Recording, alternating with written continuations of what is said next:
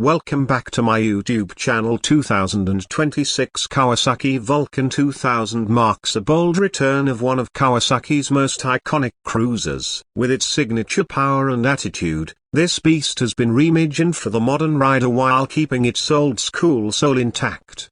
If you're a fan of heavyweight cruisers that blend muscle, style, and performance, you're in for a treat. Kawasaki didn't hold back. The Vulcan 2000 has always been about size, torque, and presence, and this latest version continues that legacy with even more refinement and technological upgrades. One glance at the new Vulcan, and you'll know it's built to dominate the road. The aggressive stance, the low-slung body, the massive V-twin engine, everything screams raw power. Let's talk engine first, because that's what the Vulcan is all about. It's still packing a massive 2053cc V-twin, air and oil cooled, making it one of the largest production V-twin engines on the market. But for 2026, Kawasaki has tuned the engine for even smoother torque delivery and cleaner emissions. You get that low-end grunt that cruiser riders love, tons of pulling power from just above idle, ideal for highway cruising or rolling through city traffic. This engine isn't about chasing top speed, it's about effortless cruising, torque that feels like a wave, and that deep, thunderous rumble that turns heads at every stoplight. The engineers worked hard to refine the fuel injection system, making throttle response more precise without sacrificing that visceral feel riders expect from a big twin.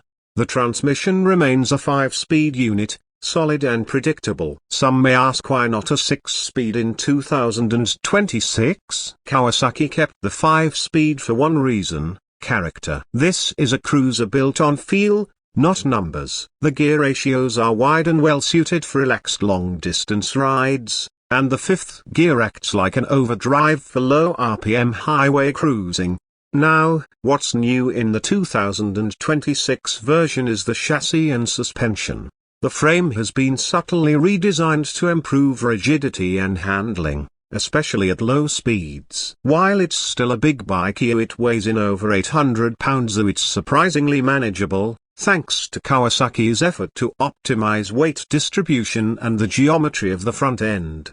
The suspension has been significantly updated. Up front, you've got beefy 49mm forks with improved damping. In the rear, there's a preload adjustable monoshock that offers better comfort over rough roads. It's not a sports bike suspension by any means, but it absorbs bumps well, and the ride quality is more refined than ever. Stopping power is handled by dual 320mm front discs with 4 piston calipers and a single 300mm disc at the rear. ABS now comes standard, and it's tuned for cruiser-style riding, a smooth, progressive, and unobtrusive. For such a heavy bike, braking is confident and predictable. One of the standout features of the 2026 Vulcan 2000 is the design. Kawasaki stayed true to the Vulcan legacy but added some modern twists. You've got a more sculpted fuel tank, redesigned fenders, and integrated LED lighting throughout.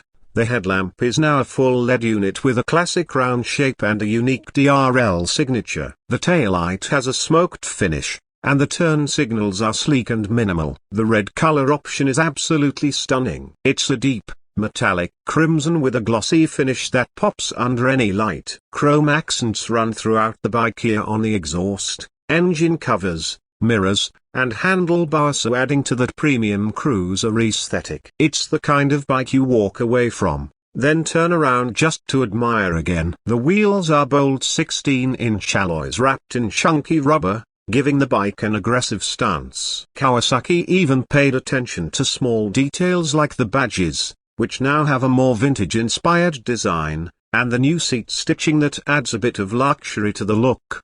Comfort has also been improved for 2026. The seat height is a low 27.2 inches, making it easy to flat-foot at stops even for shorter riders. The seat itself is wider and better padded, designed for long-haul comfort. The handlebars are wide and slightly pulled back, giving you that laid-back cruiser posture, and the forward controls make it feel like you're riding a sofa on wheels, with a jet engine underneath.